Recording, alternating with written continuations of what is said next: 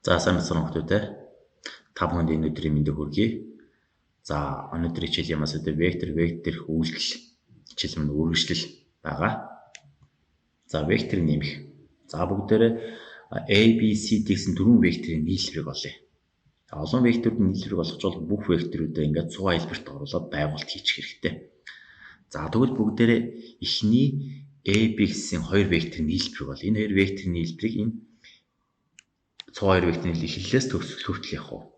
Чиглэлтэй эрчим татаж нийлбэр нь олдог. За энэ шинээр байгуулсан чиглэлтэй эрчим нь AB2 векторын нийлбэр. За тэгвэл энэ вектор дээр C векторыг нэмэх юм бол эхний 3 векторын нийлбэр гарч чинь тэр нь болохоор энэ цугааны эхлэлээс энэ төгсгөл хүртэл татсан чиглэлтэй эрчим болно гэсэн. За тэгвэл энэ үүссэн энэ вектор дээр энэ вектор ч бол эхний 3 векторын нийлбэр гэсэн чинь энэ дээр D вектор нэмье. Тэгвэл энэ 4 векторын нийлбэр гарна. За тэгвэл энэ болон энэ D вектор хоёрын нийлбэрийг яаж болох вэ? Цугаа 2 векторын нийлбэрийг яаж болох? Цугааны эхлэлээс төгсгөл хүртэл явах уу? Чиглэлтээр нь татаж байгуулж болно. За энэ маань энэ дөрвөн векторын нийлбэр S вектор гэсэн үг. S. За энэ дөрвөн векторын S векторын координатыг олъё.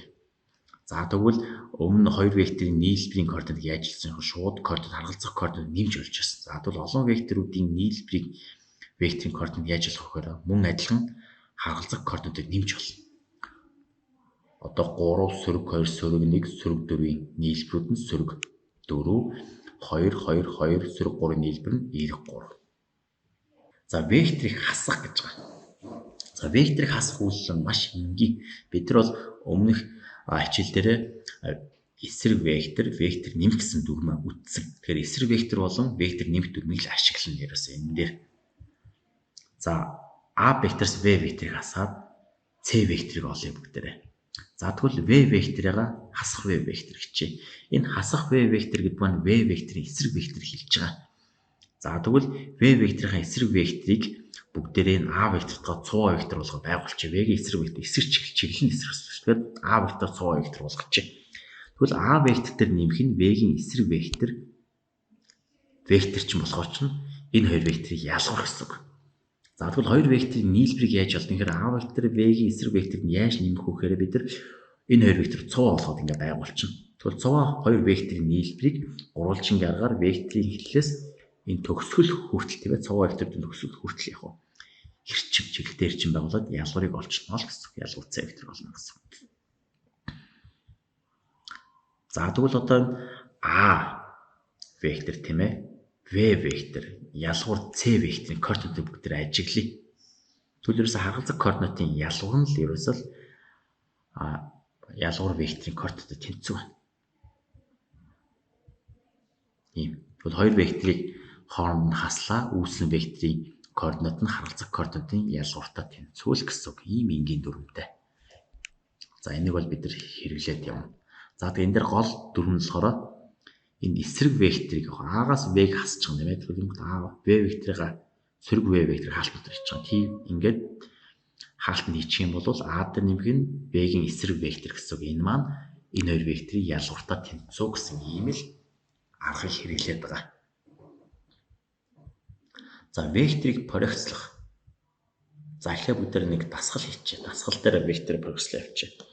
Хэвтэ чиглэлтэй 53 градусын өнцөг үүсэх 5 см векторын хэвтэ ба босоод тэнглэг дээрх проекцийг олно гэнэ. За вектор. За бүгдээр хэвтэ ба босоод тэнглэг авчи. За проекц гэдэг хүүхдүүд проекц гэж юу юм бэ гэж их асуудаг. За тэгвэл А векторын хэвтэ тэнглэг проекц гэдэг маань за энэ хэвтэ тэнглэгтээ 53 градус өнцөг үүссэн байгаа. Проекц гэдэг нь ерөөсөө хэвтэ тэнглэг дээр энэ А векторын x туссан сүүдэр тусгал гэж ойлгож байгаа. Босоод тэнглэг дээр проекц нь яг уу энэ А векторын босоод тэнглэг дээр x туссан проекц. За тэгвэл А векторынхаа хэвтэ тэнглэг проекцыг AX босоод тэнглэг дээр проекцыг AY гэж тэмдэглэжээ. За энэ проекцуудыг олохоос өмнө бид нар тэгш үндэс гурвалжлын харьцаан тухай эргээд нэг сэргээ. За тэгш үндэс гурвалж байна. Катод нь AB, гептнуц нь C. За энэ хурц өнцөг C болон B талуудын хоорондох өнцөг нь альфа. За тригонометрийн синус функц гэдэг За энэ дээр синус, косинус, тангенс, катангенс гэдэг гадаад үг үсэг хэллэгч юм ороод тэр хүүхдүүд маань төөрөлтгөөд холын юм шиг төсөлгөөд энэ бол маш энгийнээр ойлгож болно. Яг үхээр тухайн энэ үнцгийн эсрэг кат тийм ээ. Эсрэг катыг энэ гипотенузд нь хуваах юм бол энэ үнцгийн синусын функцийг олно л гэсэн үг. За косинус альфа гэдэг налсан катыг гипотенуз нь өөрөөр энэ альфа үнцгийн налсан катд Б-г гипотенуз С-д харьцуулах юм бол косинус олно л гэсэн үг.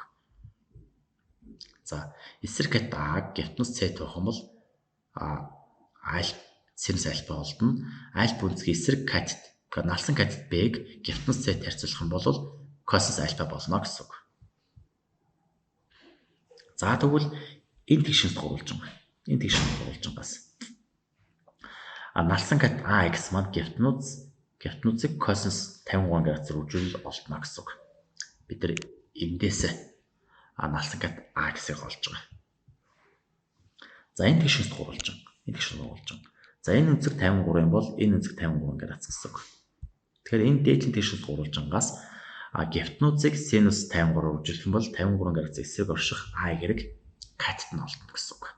За 3 4 5 гэсэн ийм талуудтай гурвалжин тэгшинс гурвалжин байдаг. Пепперон теорем биелдэг учраас тэгшинс гурвалжин байна. Энэний 3 гэсэн каттын эсрэг орших өнцөг нь 37, 4 гэсэн каттын эсрэг орших өнцөг нь 53 градус байдаг тэгшинс гурвалжин. За синус 53 маань 0.4. Тэгээ энийг яаж олж ийнэ вэхээр эсрэг катт 4-га гипотенуз 5 доо хоож олж байна л гэсэн үг. Косинус 53 градус маань 0.6. Яаж олж ийнэ вэхээр 53-ын налсан каттайгаа тийм ээ.